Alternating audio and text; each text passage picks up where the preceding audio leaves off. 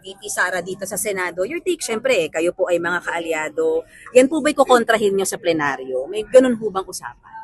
Nako, sa ngayon kasi, ang sabi sa amin ni SP, noong kami ay nag-focus kami Nag-focus kami noong Thursday. Ang kabilin-bilinan ni SP, huwag muna kaming magsasalita. Okay. At magtatalaga siya ng katapagsalita. Mm-mm. Kaya siguro, mas mainam na si SP muna ang magsalita kasi ayoko naman mapagalitan. But how are you preparing, sir? Kasi for example, Senator Ping, hindi siya abogado, so nagpapabrief daw siya ngayon sa mga justices. Kayo po? Noong una pa lang na may impeachment, nag-aaral na kami. Saka ako naman madalas na may kaso. Kaya alam ko naman kahit paano ang pangyayari sa loob ng court. Does it sadden you, no less than the VP ang ini-impeach? Regardless kung Duterte. Siyempre, nalulungkot ako sa usapin na ang dami natin sanang dapat pag-usapan. Ito ba? Pangalawa na naman. Yun lang. Pero What can the public expect from you? Siyempre, sir, kilala po kayong kaalyado ni VP. parang hindi na unang tanong. Pero what can the public expect? Kayo po ba'y magiging fair, neutral sa trial po? Kami ay may oath. Ang oath namin ay sa bayan. Malinaw naman yan. Lahat naman ng senador dito nag-oath. Ang loyalty namin ay sa konstitusyon. Nalumpakan. Yun. Pero siyempre, iba yung political. Iba yung oath. Kailangan maintindihan natin.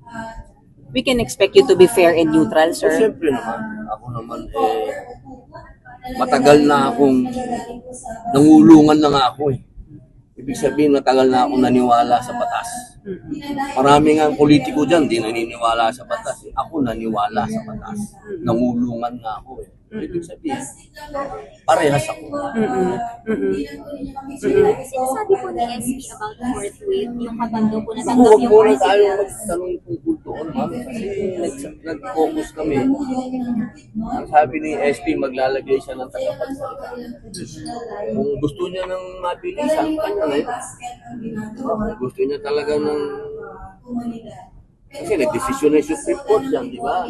Sinasabi, tama naman yung ginawa ni SP Cheese.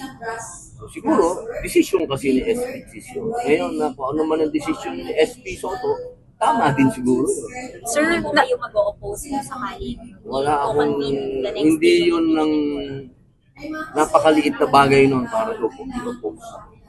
No opposition coming from the minority if ever umakyat ang impeachment dito. Napag-usapan nyo yan, sir, sa minority? Walang mag-o-oppose? Di ba ang papel naman ng minority to oppose? Hindi lang impeachment. Lahat ng bagay dito, ang trabaho namin ay i-oppose. So you will... sana wag kaming pagbintangan. Kapag kami ay nag-oppose, wag kaming sabihan na kami ay bias.